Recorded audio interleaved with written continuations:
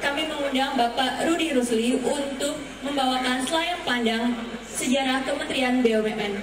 Kepada Bapak Rudy Rusli kami persilakan. Persilakan.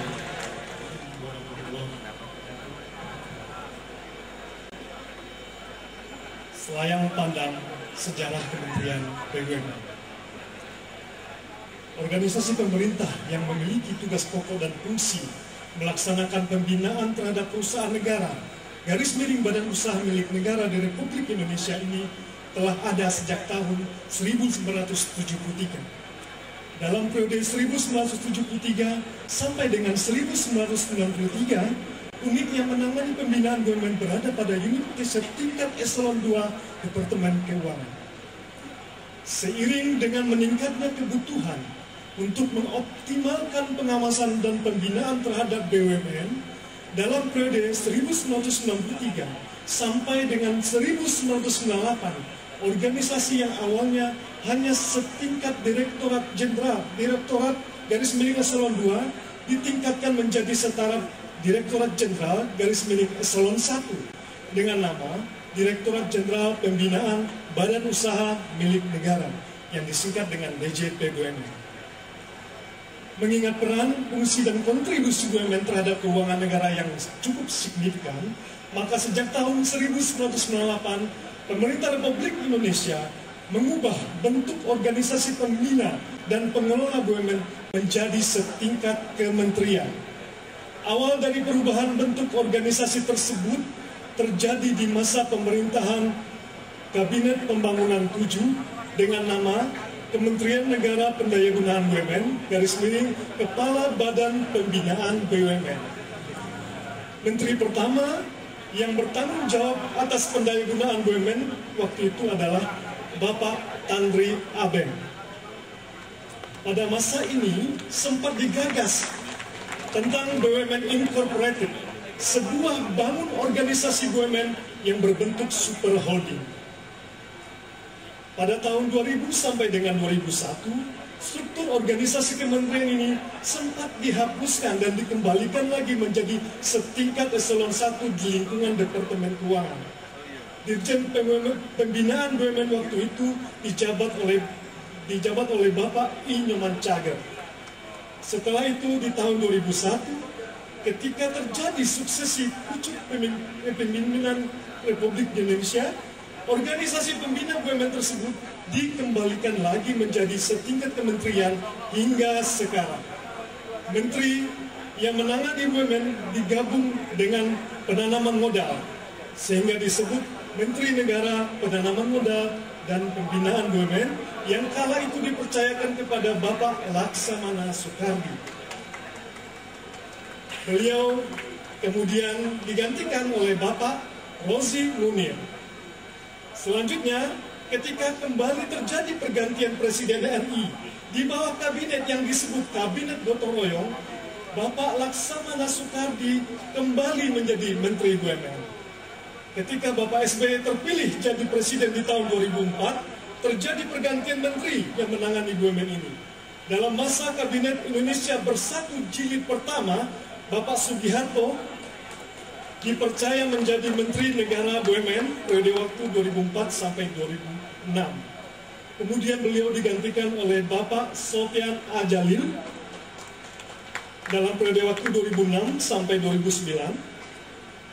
Kemudian digantikan oleh Bapak Mustafa Abu Bakar dalam periode waktu 2009 sampai 2011. Kemudian digantikan dengan Bapak Dahlan Iskan 2011 sampai 2014, dan saat pemerintahan Presiden Bapak Jokowi saat ini, Ibu Rini M. Sumarno dipercaya menjadi Menteri BUMN. Meskipun Bapak Tandri Abeng sebagai Menteri BUMN pertama dilantik tanggal 16 Maret 1998, namun baru pada tanggal 13 April 1998 terbit Peraturan Pemerintah RI Nomor 50 Tahun 1998 tentang pengalihan kedudukan, tugas, dan kewenangan Menteri Keuangan selaku pemegang saham atau RUPS kepada perusahaan perseroan kepada Menteri Negara Pendayagunaan Badan Usaha Milik Negara. Dengan pengalihan kedudukan, tugas dan kewenangan tersebut, Menteri Pendayagunaan BUMN resmi berfungsi sebagai RUPS. Maka tanggal 13 April itulah yang menjadi tonggak awal kelahiran Kementerian BUMN yang pada hari ini, Senin 13 April 2015, Kementerian BUMN genap berusia 17 tahun. Banyak kemajuan yang telah dicapai oleh Kementerian BUMN dalam usaha yang memajukan kinerja BUMN sekaligus memberikan manfaat dan mensejahterakan rakyat.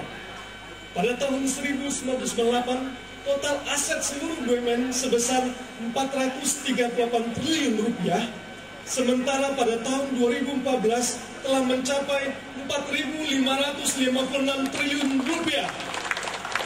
Adapun laba seluruh BUMN meningkat dari 14 triliun di tahun 1998 meningkat menjadi 148 triliun di tahun 2014. Ke depan, Kementerian BUMN bertekad untuk lebih meningkatkan dan memajukan BUMN lebih baik dan lebih baik lagi. Dirgahayu Kementerian BUMN. Assalamualaikum warahmatullahi wabarakatuh. Assalamualaikum warahmatullahi wabarakatuh. Menteri BUMN Ibu Rini dan mantan-mantan Menteri BUMN termasuk Pak Sofian Jalil adalah mantan. Baik, saya kira menarik tadi sudah dijelaskan bagaimana Kementerian BUMN yang pertama namanya Kementerian Negara Pendayagunaan BUMN. Saya selalu masih kritis. Kenapa pendayagunaan itu bisa hilang? Padahal esensi daripada kementerian itu adalah memberdayakan aset-aset BUMN itu. Anyway, saya sedikit ingin flashback dari perspektif political economy. Kalau sekarang BUMN ini sudah sesungguhnya satu incorporated ya, kalaupun belum holding company tapi real incorporated yang sudah menjadi kebanggaan bangsa ini. Tapi bisa dibayangkan pada saat krisis di awal 1998 itu Presiden Soeharto menandatangani nota kesepakatan dengan Kamdensus, Managing Director dari IMF, untuk mendapatkan 42 miliar dolar utang agar kita itu bisa bernapas. Pada saat itu seluruh perbankan kita tidak bisa buka LC. Semua bank-bank pemerintah itu sudah basically technically bangkrut. Non-performing loan-nya seluruhnya di atas 60%. Jadi dengan kondisi seperti itu, maka IMF lahir untuk menyelamatkan Indonesia, dan pada saat itulah Presiden Soeharto mengambil sikap bahwa satu-satunya yang bisa menyelamatkan ekonomi bangsa ini adalah pemberdayaan badan-badan usaha milik negara kita pada waktu itu. Memang hanya kurang dari 1 bulan, seluruh peraturan, seluruh struktur, bahkan seluruh personalia kunci itu sudah berfungsi di Kementerian Negara BUMN. Intinya kita sudah mulai bekerja sebelum resminya tanggal 13 April itu, dan saya kira teman-teman di BUMN ini terbiasa untuk itu, dan saya bangga sama kalian atas nama kawan-kawan yang mungkin tidak bisa berada di sini.